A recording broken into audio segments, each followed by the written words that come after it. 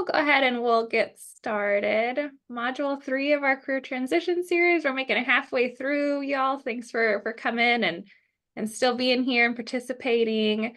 Just a couple announcements.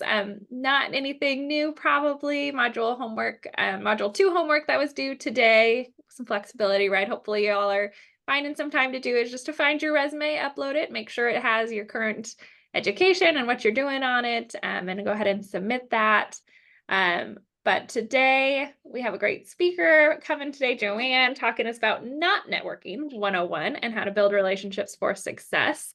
And it's going to be an interactive session today, so I hope y'all ask questions, participate, get as much as possible from our in-house speaker today. And I will pass it over to you because I don't want to take up too much of your time. I know you have a good presentation planned for us.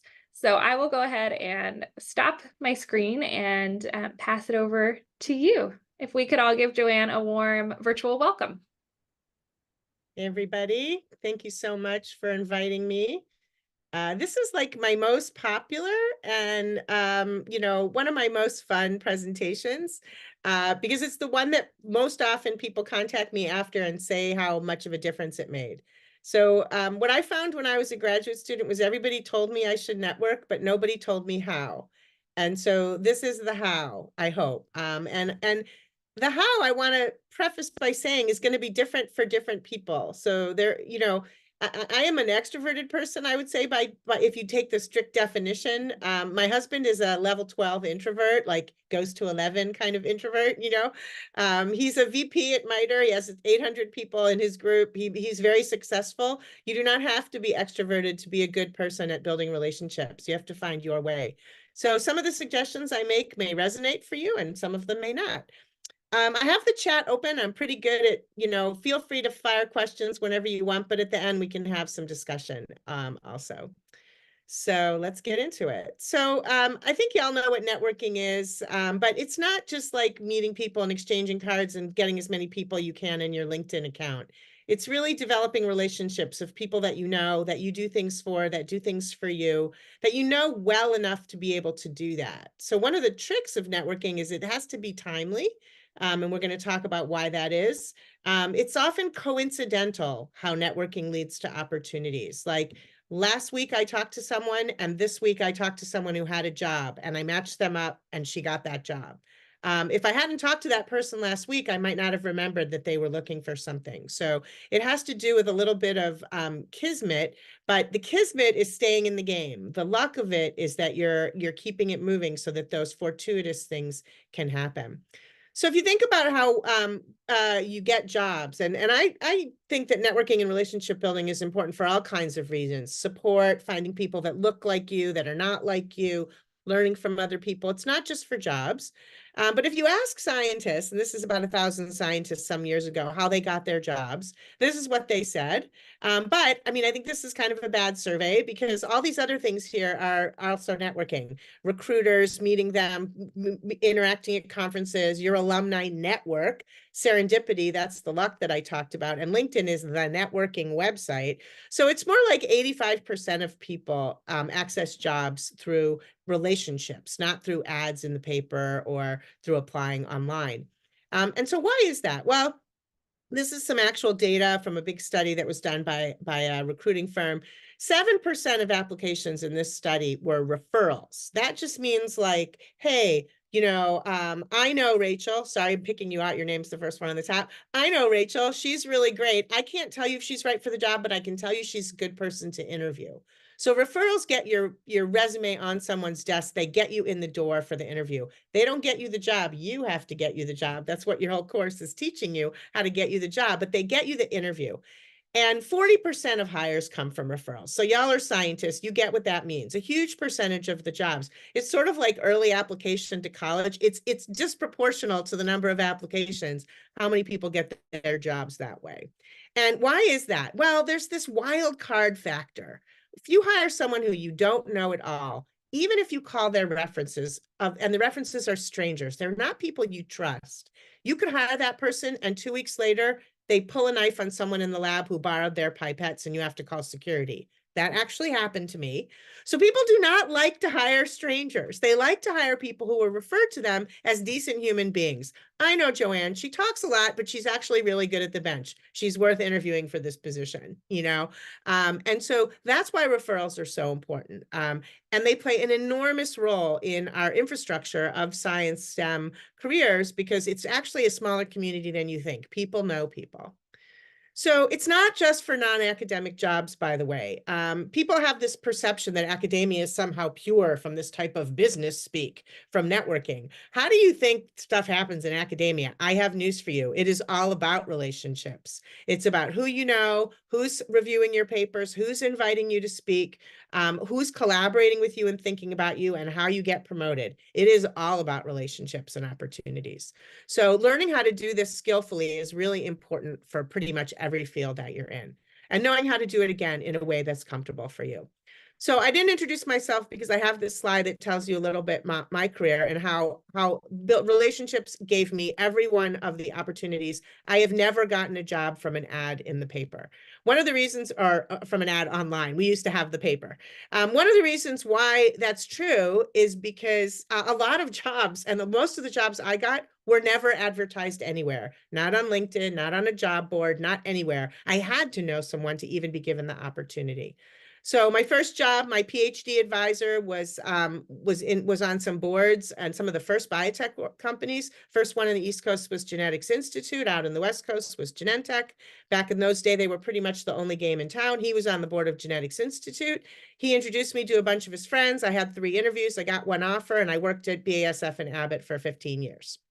And then when I went to leave Abbott, I had lunch with a friend who was starting a startup with Craig Mello, who had just won the Nobel Prize for discovering RNAi. And he said, hey, we're starting this company with Craig Mello. Do you want to come work here? And I was like, yeah, I do. And 2 weeks later, that's what I did. So that was, no ad was ever advertised for that. He knew me. He knew what I was capable of. My next transition to Adgene job was never advertised. I was the CEO, executive director of Adgene. For those of you that are molecular biologists, I hope you've heard of Adgene and you use the website frequently for its resources. And I spent 10 years there.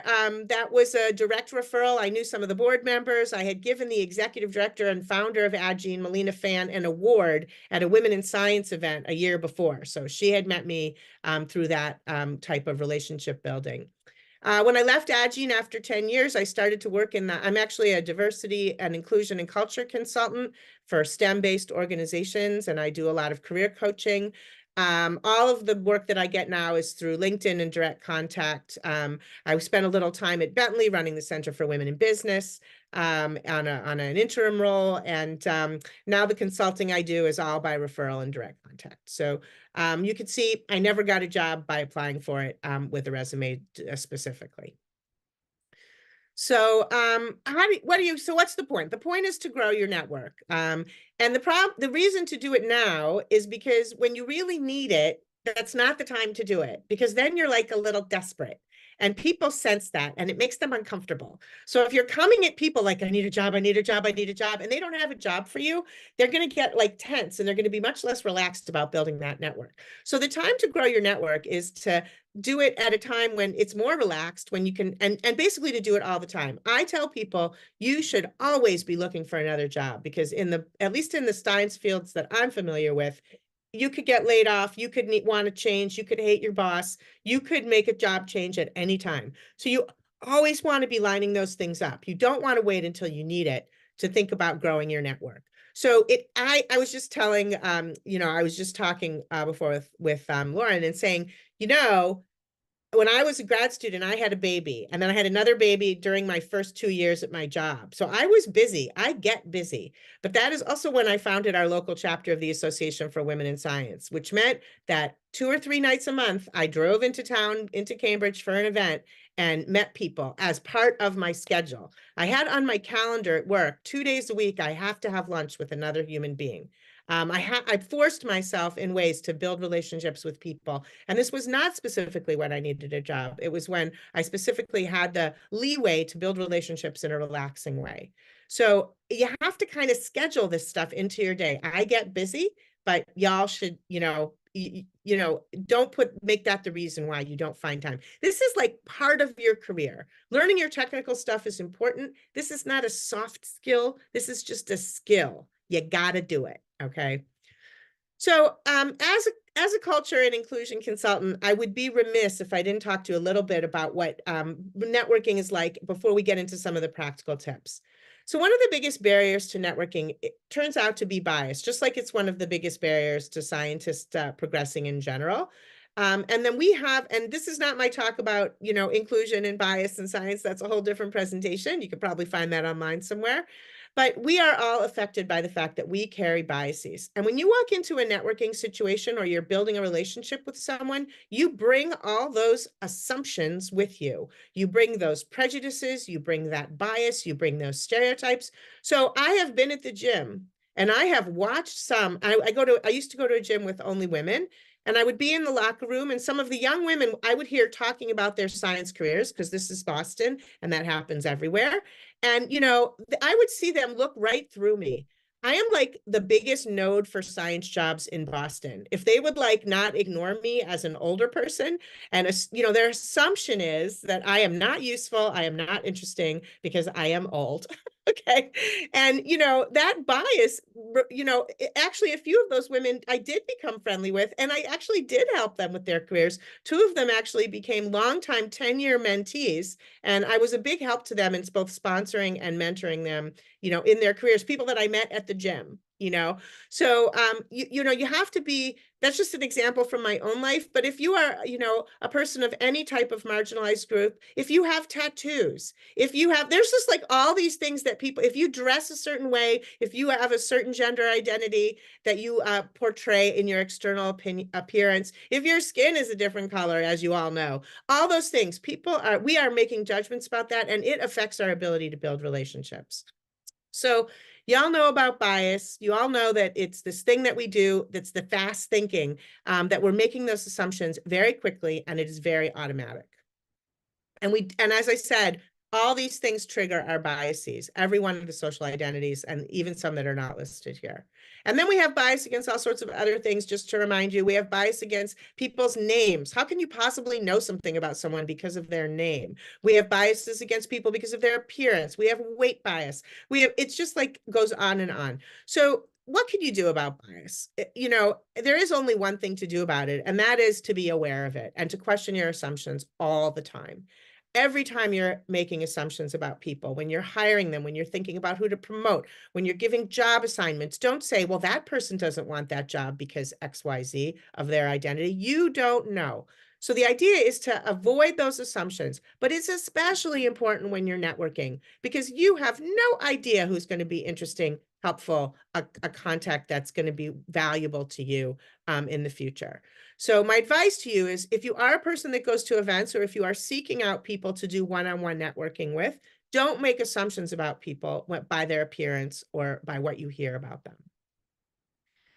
So what is networking? Well, it's making conversation with strangers. So I'm bridging now into the how, not the what and the why.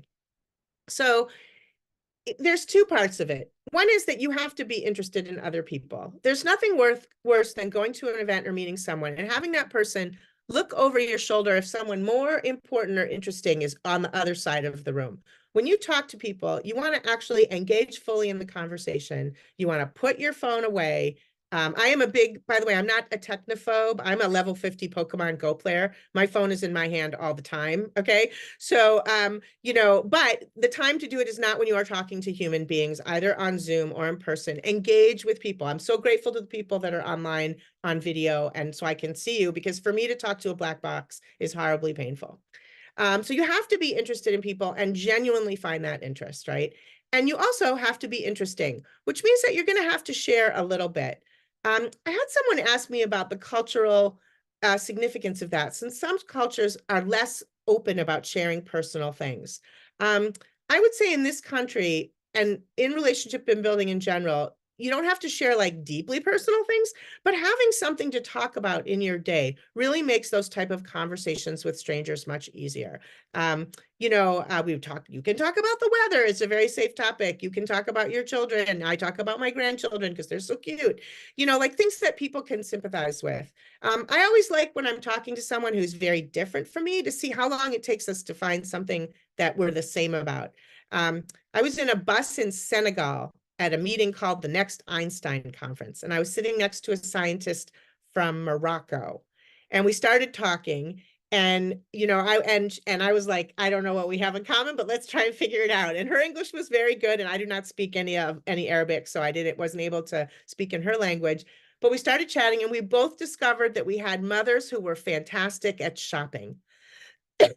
Like my mother-in-law is the best shopper, and my mother is not. So it really shocked me when my mother-in-law can buy me clothes, can buy me shoes. She's just really good at it. And so this person and I talked about that for quite a while. We connected after on LinkedIn. We stayed in touch for some time. Like it's those small personal things, and those stories are the things that you're going to remember. So you may not remember a lot about this talk, but you are going to remember that I met this woman from from Morocco on a bus in Senegal. Okay. Because people remember stories. So you have to be thinking about what your stories are. If you're at a networking event and someone comes up to you and says, "Hey, what's going on?" And you say, "Nothing." Like that is not going to take the conversation very far. So experienced networkers take a moment before they enter into it is, what do I have to talk about today? Like, what am I going to tell you about today? Even if it's just little bits of news or family business or personal struggles, there has to be something, because if you're not interested in interesting, you won't be able to have a conversation with a stranger. Super hard. So we're going to talk about other ways to practice that. Okay, so I think, do we want to do the breakout? We're good for that? Okay, so we're going to put you into random breakouts. I see about 22 people, so maybe 6 rooms perhaps. Can we do that? So yeah, 6, maybe 7 rooms. Let's do small groups. 7 random rooms. And what I would like you to do is practice being interested and interesting. I would like you to introduce yourselves, talk about your name, what research or work that you do, and make sure to share one personal thing and one professional struggle that you are having, something that you are struggling with, whatever that is. Please come back after the breakout. I have a lot more really great content, but I really want you to practice this talking to a stranger for a minute before we learn more about it, okay? Okay, are we ready?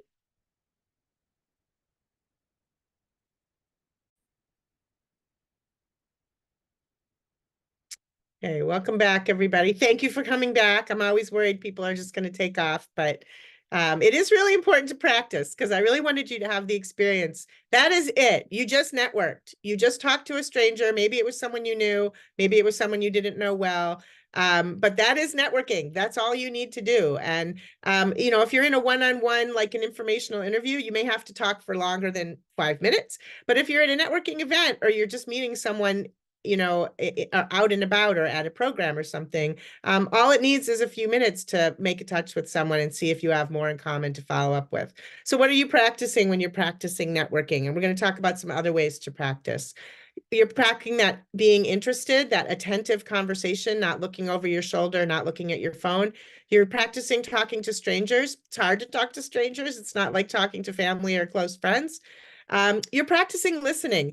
To be honest, people who are more quiet and more introverted are actually better networkers. And the reason for that is because they are good listeners, and good listeners are good people at building relationships. So I admire that. It is not my strength, but if it is your strength, you should capitalize on that. And also, as I mentioned, sharing something that's not work related or a little bit personal, being ready to share a story. That's what we're practicing when we're talking about practicing networking. So again, talking more about the how to, when I think about networking, I don't jump into it thinking like, what can this person do for me? How can they help me? How can they give me something, money for my organization or job? What I'm thinking is, how can I help them? Because anything that I can give to them, any information, help, support, even if it's a small favor, that's building relationship in a huge way. And that stuff that you do for other people may not come back to you directly, but it comes back to you in the karma. So all those favors that you do, you never know when they're going to come back to you, but they do. I can guarantee you that they do. I have a million stories about when they have. So listening to what other people need and thinking about how you can help them, who you can connect them to. One of the biggest favors you can do to someone who's at an event is go talk to someone who's standing alone. That is a favor, right? No one wants to stand alone at a networking event. So going up and saying hi and introducing yourself, that's like a very nice thing to do. Maybe you read someone's paper. Do you know how much scientists love it when someone reads their paper and sends them a note that says, hey, I read your paper, figure 3 was really interesting. That is like a huge thing in tech and STEM. So there's a lot, even early in your career, don't tell me, oh, I'm not important enough, I can't help. Everybody can help. Everybody, even just listening to someone is a way of helping other people. So think about how you can be supportive and go into your networking not being demanding. Again, this is why it's good to do when you don't need a job, because when you're networking for a job, you actually do need something pretty bad. I get that. And so it's really good to do it when you can offer with a full heart to do something for someone else. If you're a jerk and you want to be a jerk, that's okay, but you won't get the favors coming back to you if that's how you are, if you're not thinking about helping people. Okay. So as I talked about it, I do not think that everyone should go to events. I am going to talk about events and other networking situations in a minute, but they are not for everyone. My husband keeps an extra shirt in his office. If he has to take his team out to drinks, he gets so nervous that he has to change shirts before he comes home. Like he's just like hates events, hates, but he's really great one-on-one. He loves what he does. He's a rocket scientist. He will talk to you about aerospace and US defense all day long. He has a lot to say about it. But he just doesn't like events. It's just not his thing. He goes to temple and he leaves right after services. I will stay for the reception. It's just like he's not interested in doing that, right? And he has friends, by the way, also that he will talk to. So one way to practice talking to strangers, especially if interviewing is hard for you, is informational interviews. And so I want to make really clear what those are and make sure that it's something that's in your toolbox, because it is one of the best ways to practice, to build relationships, to practice interviewing and practice talking to strangers one-on-one, not in an event situation. So an informational interview is not a request for a job because you're not asking for something. It's very low stress and the other person is more likely to share useful information and to say yes about doing it. So what you want to do is like prepare for it. It's best if you can go in person, but obviously not everyone lives where you live. So Zoom chats can also work. Be prepared with questions to ask the person. You can go online and find all kinds of questions to ask. I have a whole blog about this topic you can search for. It's a really good time to ask personal questions. How much money do you make? How much money should I expect to make? What is promotion like? What did you have to do to get promoted? How did you get your job? What did you learn? What were the steps that you took? Learning from other people is a fantastic way to figure out how to navigate career changes and the tough, and then we will all make them and opportunities, right? So where can you find people to informationally interview? People around you, alumni of your lab, alumni of your organization, your undergraduate alumni. You have a database. A lot of people people in your family who have taken a career path that's interesting to you. If you have a community, so I know all the Orthodox Jewish scientists in Boston. Our kids went to school together. A lot of them go to my temple. That is a group of people I can call on and do an informational interview with anytime. If you have a social group or a social identity, we'll talk about networking groups in a second. Anybody from those organizations would probably be happy to talk with you. As always with networking, you may ask 5 people for an informational interview. 2 of them may say no or ignore you. No big deal. It's an honor to be asked. Don't worry about it. Move on. You want to focus on the yes people. It's not the no people that you want to focus on. They're not going to be helpful to you anyway. They're either too busy. It's not about you. It's about them for sure. So most people love to have these kind of conversations with aspiring people in their career, or even peers is a great, people. So think about who you might have an interesting conversation with if you're building your network. So we talked a little bit in the breakouts. I hope you all shared something that you were struggling with. Telling people that you need help with something is a great way to build relationship, believe it or not.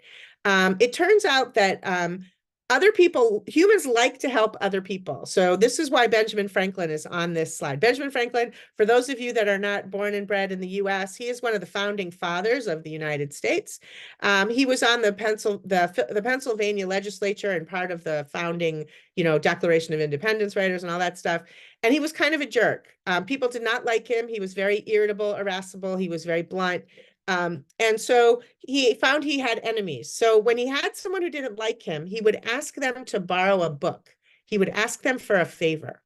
And what he discovered was that he would return the book. It was like borrowing someone's iPad. It was a much bigger deal back in those days. He would return the book and he would tell the person how smart they were for buying that book, for having it, for thank them for lending it and how much he enjoyed it. Super good, right? This is called the Benjamin Franklin effect. When we help people, we think we like them more. Because why would I help someone that I don't like? It's a psychological principle of relieving cognitive dissonance. I must like you if I helped you. So when people help you, they actually like you more.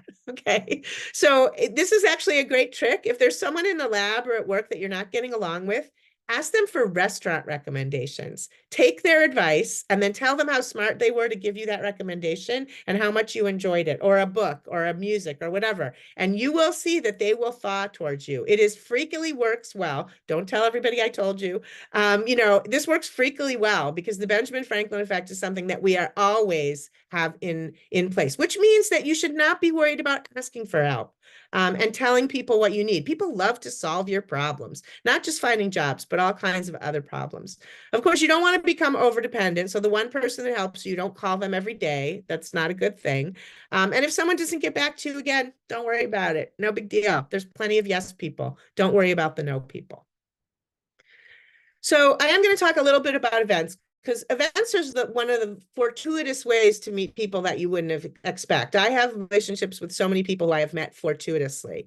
It is a bit tiring, so be ready to be exhausted a little bit. Prepare yourself, do that homework. What are you willing to talk about today? If the event has a speaker, maybe you want to learn a little bit about the topic so you have something to talk about. Check your biases at the door. Do not go up to someone because they don't look like someone you should talk to. That's a very bad idea. You have no idea who someone is based on their appearance. And virtual events can also have opportunities. You can side chat people, you can get their contact information. It is a really good way to meet a couple new people. So the easiest way to meet people and score points at an event is to talk to someone who's standing alone, and open your group up. Bring someone into your groups for someone that's alone, because there's nothing worse than trying to break into a bunch of friends that are talking at an event, right? So that is a huge good deed that you do, and it will come back to you, as I said, when that person respects you for being open and helpful.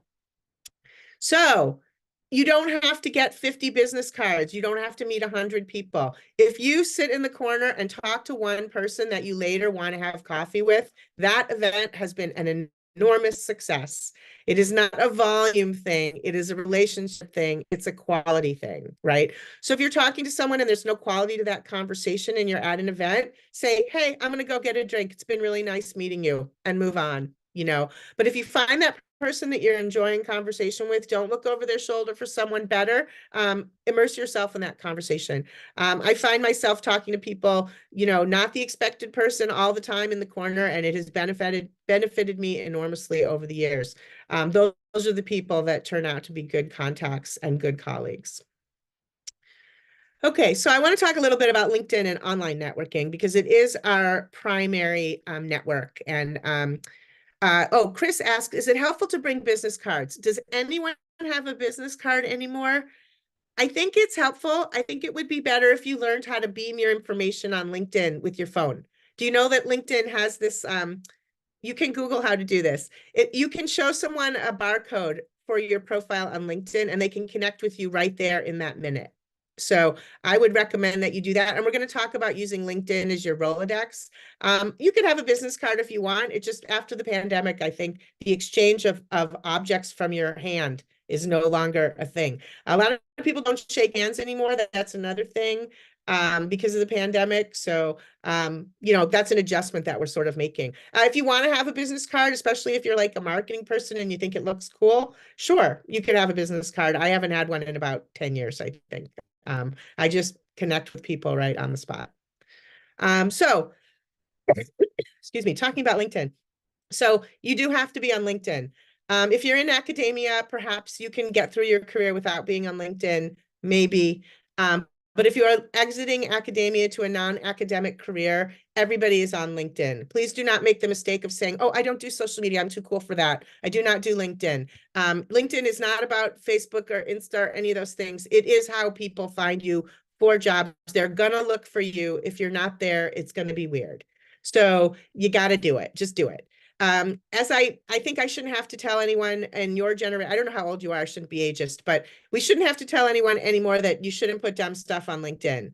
Be careful. It doesn't mean you shouldn't put what you really feel and believe, but be really careful. Don't be stupid. Do not put naked pictures online where people can find them. No one's interested. Do not hit anybody up or flirt with them on LinkedIn. That is absolutely a no-no. It's not okay. It is never okay.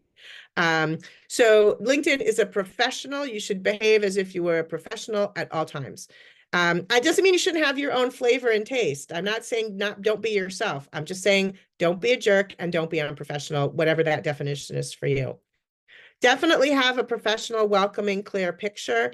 And one little tip of advice, this whole talk, this is not my full LinkedIn talk, but you don't want to list like what you did in your job because people know what you did in your job. You learned how to be a scientist. You can pipette, or you can do, if you're a software person, you can code, like whatever those things are. You can have those skills on there, but what you really want is your success stories. You want bullets that say, what did you do well? How did you come in ahead of schedule, pull together a rough team, under budget, won an award because you were so awesome? You want to be able to toot your horn. So you can look at profiles on LinkedIn that you admire, and you'll see that the best ones, people have little bullets that say, this is what I accomplished, not what they did. Like, oh, I coded, I pipetted, I did cell assays. That is not really what people are out there looking for. You should use the settings on LinkedIn to be visible. This is a job and an opportunity site. Do not hide yourself on LinkedIn. And one other pro tip I would say is that one way to find people easily, people don't know this, but you can put your email address and your contact information, and you can find that when you're connected to someone. If you navigate to that next to their picture, there's like a 3 little dots and it'll say contact info. So take an hour and learn about LinkedIn. There's all kinds of online sites that tell you how to use it the best. You do not need to go down the rabbit hole if you hate social media, but not using LinkedIn at all is an enormous mistake. I really like LinkedIn. I get invited to speak because people find me there. I get invited for jobs. It's really, there's lots of really good advantages to it, some of which I will tell you as we go on. But at the very least, use it professionally and be available there. I actually don't have a resume anymore. I just use my LinkedIn profile as my resume. More about LinkedIn etiquette. Do invite people to connect that you have really met and talked to. Most of the time, I would not connect with strangers unless you have a good reason for doing so. Before today's talk, a few people connected with me and they were very careful to go to my profile, click from my profile on their desktop and send a note that said, hey, I'm looking forward to seeing you at the presentation. I accepted those invitations because it was not a creepy stranger. When people are creepy strangers and you get just a link from your phone, it doesn't send a note. No one has any idea why you're connecting with them. So I highly recommend that when connecting with people, do not do it from your phone or from a list that's served to you. Okay. Only do it when you can do it by connect and add a note to that connection. I actually, when strangers connect with me, I send them a message. There's a way to do that by going to on your desktop, going to your list of invitations and message them instead and say, hey, why are you connecting with me? Let's just remember why we're connecting because, I have 5,000 connections and I'm not going to remember why we connected a year from now, And so then I have these conversation records with all the people of why we connected in the first place. So that's using LinkedIn in a productive way. When strangers connect with me, it's not that useful. LinkedIn Premium. I have had it and I have not have it. I have it right now because one of my employers pays for it. I went a very long time without having it. Also at Adgene, they used to have a benefit where nonprofit leaders could have it for free, which was really nice. So if you're job hunting, it may be worth activating LinkedIn Premium for a little while. I don't think on a day-to-day basis I have found it necessary. But one reason for that is I have a lot of connections. And when you have a lot of connections, you're connected two ways, like by two steps to more people, which means more of the network is visible to you. Without premium, if you have a small network, you won't have as many people that you're able to connect directly. Was that clear? That has to do with the way LinkedIn works, and it's your connection, the people connected to your connections, you can see them. So if you have a lot of connections, that's a good thing. If not, it's worth doing for a little while. It's not that expensive for a short time. So if you are doing a job, oh, yes and no, the difference between yes and no. Yes, this is a profile page that you went to their LinkedIn profile on LinkedIn on your desktop, not on your phone, because you can't do it on your phone. Your phone only sends connections with no note. If you can click the connect here under Michael Drake, it's going to say, hey, connect with this person. Would you like to add a note? And you're going to say yes. And you're going to say, wow, I would love to be connected to the president of the University of California. If you were on your phone, you would just see this little thing for Peter Salovey, who's the president of Yale, and you would not be asked to write a note, which means you'd be sending, and you don't know him. So he's going to get this invitation from a stranger.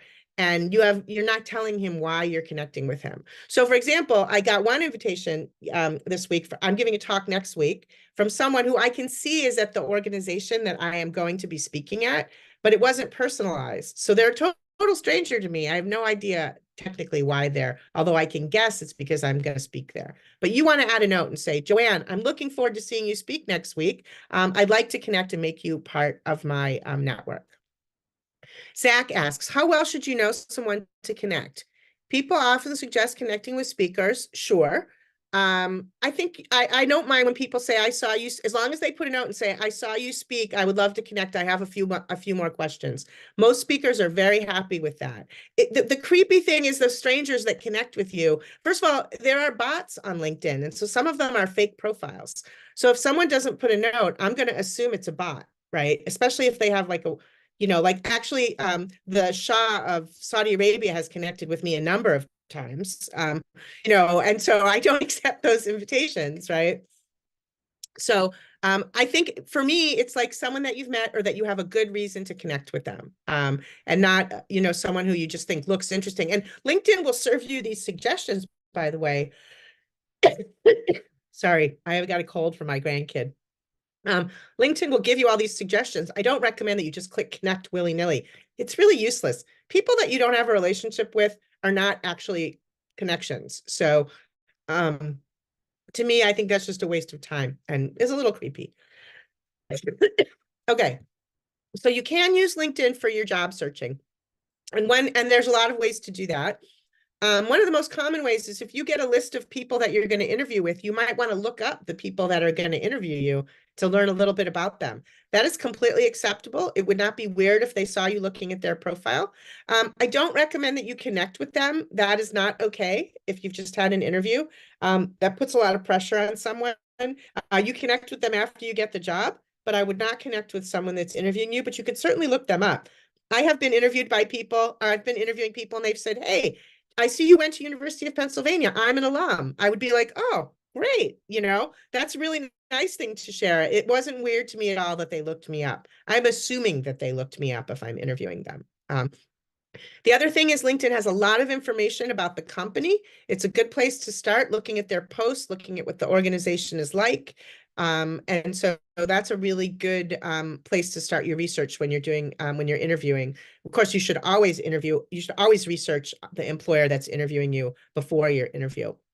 One other tip that I put here is I get a lot of like one word messages from people or one line messages because LinkedIn has these two settings. You can either click return to send or you can click send.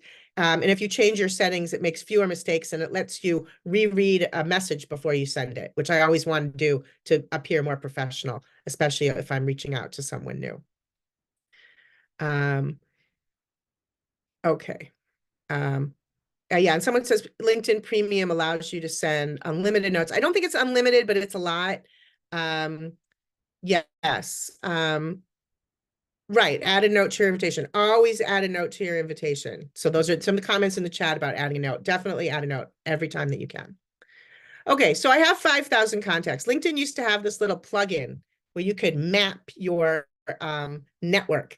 And this was my network. And one of these arms is like Abbott, and one is RXI, and one is AWS. And you can't possibly stay in touch with all these people for the rest of your life. That is not the point. If you've had a nice interaction with someone and you've connected with them, that's, like good enough, So, it is a useful tool. You can follow things. You can, if you see updates at someone's company, if you see they get laid off, if you can send a note and just say, hey, I'm sorry that you got laid off. Do you want to have coffee, or do you need support? Or, hey, I have something, whatever. You don't have to meet with someone every day. I have people that I haven't talked to in 20 years, but when I need them, I can still go back and reach out to them through LinkedIn or through my network. So the idea of networking is not to like suddenly have people you have to keep in touch with all the time. It's just building a relationship in the moment. So this is really the meat of this talk. You hate networking. You don't want it to feel creepy, and you don't want it to feel forced and awkward. And so if you really want to be naturally meeting people and naturally developing relationships, my advice is to get active in something that is not your day-to-day work. Join a group, whatever group that is, whatever local networking group.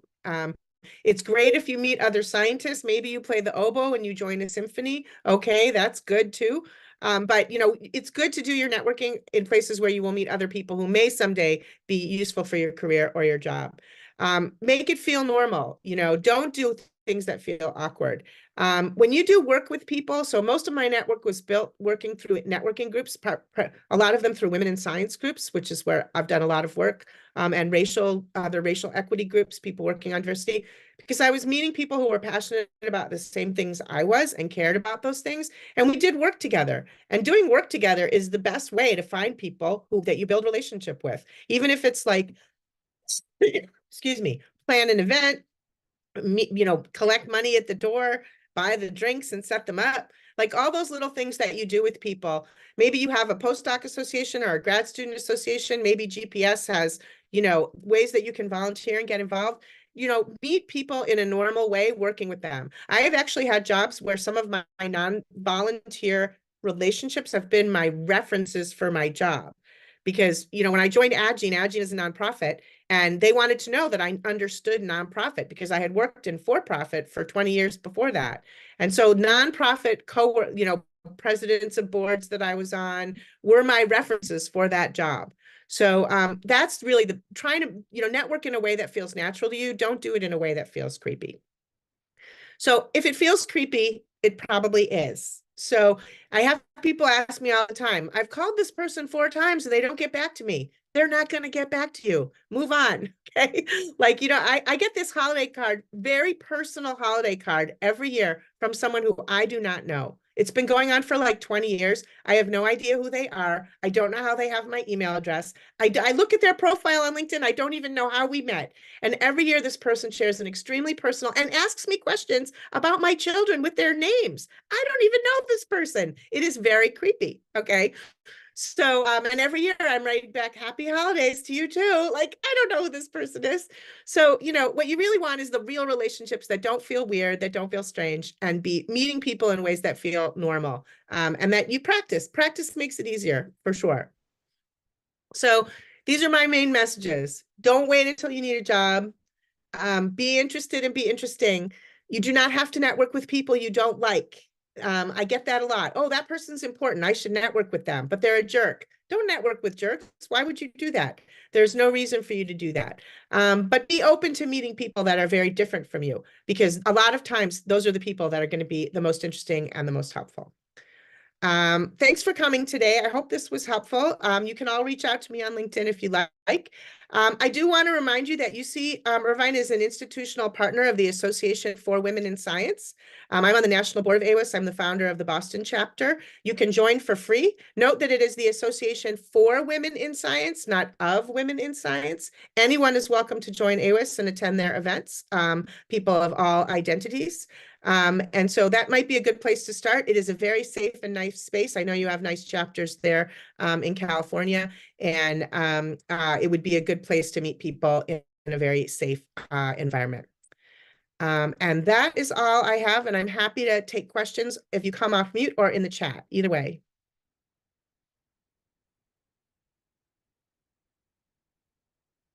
So thank you very much for the talk. So I wonder if you can talk a bit about the organization you mentioned. Is it like about networking events, or what would it offer? Yeah, the Association for Women in Science is a national organization based in Washington that is decades old, is the first women in science organization actually to do advocacy for women, involved in Title IX, involved in a lot of, and they still do advocacy. We still do advocacy. The chapters are more about networking and career development. A lot of great events. Check out the website of your local chapter and the national organization. There are also you have local trade organization. We have Mass Bio. I'm not sure what you have out there, but you must have a bio type organization. There's Out in STEM. There's Black scientists in pharma. There's all kinds of networking groups. We have Asian AAPI group here in Boston. I don't know if I assume you have one in California for scientists, people in biotech and STEM. AWIS is a little unique in that it covers all of STEM, tech, engineering, math, medicine. It's really kind of all it, and is generally just great events, great speakers, and I always recommend pick one organization and go deep. Get involved, get on the board, get on a committee, because if you go deep, that's how you're going to get to know people. If you touch a lot of organizations, you won't get to know people as well. So start out by checking a few of them out, see what you like, and then go deep on one, get involved and give your time. That's a really good way to build your network. Thank you. Other questions? And the link is in the chat. So yeah, I can ask one. thanks. First, thank you so much for giving the lecture. I appreciate it. I do try and network quite a bit, and I think like myself, I would consider, or like yourself, I would consider myself an extrovert. And so I do get energized by people, but sometimes like I just really kind of show up and I just don't want to talk to someone. I have low energy. And so I'm kind of curious, like, in those cases, maybe, I don't know, maybe it's similar to your husband. Like, how does he network? Like, presumably he doesn't do well with like big settings, but he's still successful at it. Yeah, so he does a lot of informational interviewing, a lot of one-on-one, a lot of like have coffee with me, meet, half an hour on Zoom. He does not like events. He will never choose an event as a way to talk to people. If you are in an event and you're finding that you're just overwhelmed, go on that like talk to one person situation. Take all the pressure off yourself. So I was at this event where Adjean was getting a Best Place to Work award, and it was at this bar in the Seaport down here. And it was really, really loud, and I was really hungry because I hadn't eaten. And they were serving kombucha, which I hate. I don't know. I have no interest in that food at all.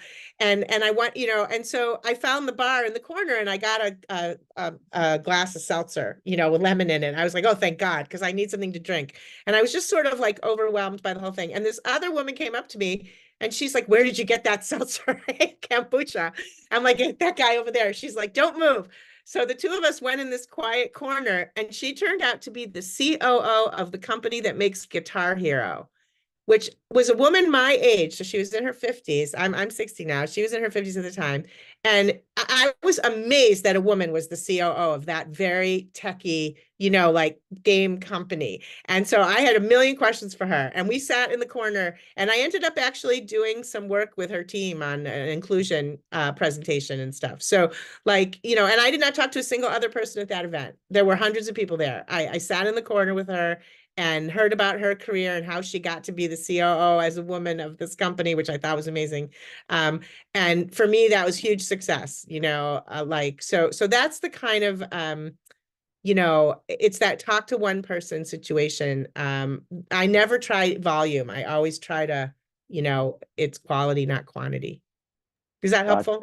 Yeah, it is. And then I was also curious because you're talking about psychological tricks and stuff like that. Do you have like a go-to, you know, you're walking around and you're like, man, I don't know how to introduce myself to a conversation or start a conversation. Do you have like a go-to trick or something, or is it always kind of just off the cuff every time?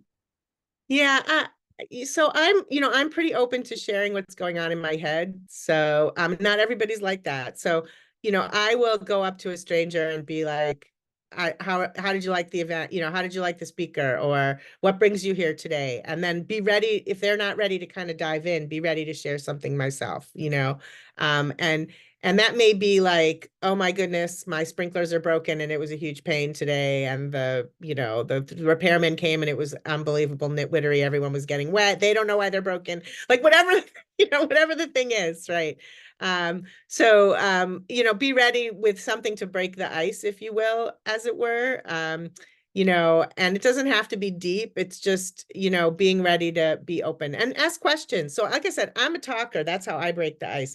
But you can be a listener and break the ice too. You can ask questions. How was your day? What do you work on? Oh, that's interesting. How did you get that job? That's really cool. I wish I had that, you know, knew more about that. Could you tell me more about that? You know, tell me more about that is like the best thing you can say to someone, really, when, you know, show interest in what they're talking about. So is that helpful at all? I don't have any magic tricks. I think it's just actually being ready to engage in the conversation. I totally get the tired thing. So sometimes you just can't bring it. And I totally get that, you know. Nitish, did I say that right? Yes, that's correct, Joanne. Thank you. Some of the key takeaways from your presentation was be interested and be interesting, and also reach out to connect with people whom you build real relationships, because I just hit connect to everyone. And also the interviewing piece was something important, because I would think it was okay for me to send connection requests even before the interview was complete, but then I'm like, okay, fine. It's good that that person didn't accept my request before the interview now. It's a little pushy, right? I mean, think about how you would feel. It puts them on the spot, right? Right, right. Yeah, I think so. yeah, I think so. And yeah, one question I had was regarding following up. I think I'm good at, I'm okay at connecting, but what suggestions do you yeah. have at following up with people? It's really good. I didn't have time to go into that too much, and I'm a little worried because we're at the top of the hour. I'm going to answer this question, then I think we're going to finish up. Sorry about that. I wasn't keeping my eye on the clock. So, you know, really following up is again, you don't have to have daily contact, but like being on LinkedIn and you know, seeing something happen with their company, or even just making a comment if they do a career update, or if you find a paper that would be interesting to them, or if you're networking well, you're going to run into them again. And then the relationship is going to get deeper. If you find someone you really enjoy talking to, invite them for coffee. It's a real compliment to be invited to spend an hour with a person, right? And then you've solidified your relationship. You've spent an hour of coffee or Zoom with someone, really talking about them deeply. So following up is really about continuing to touch and run into them, because you're in the same circles and you're meeting people, and then also showing interest by saying, hey, I would like to talk to you more. I've contacted you. You're not going to do that with every person. Again, I have 5,000 connections. I haven't had coffee with all of them.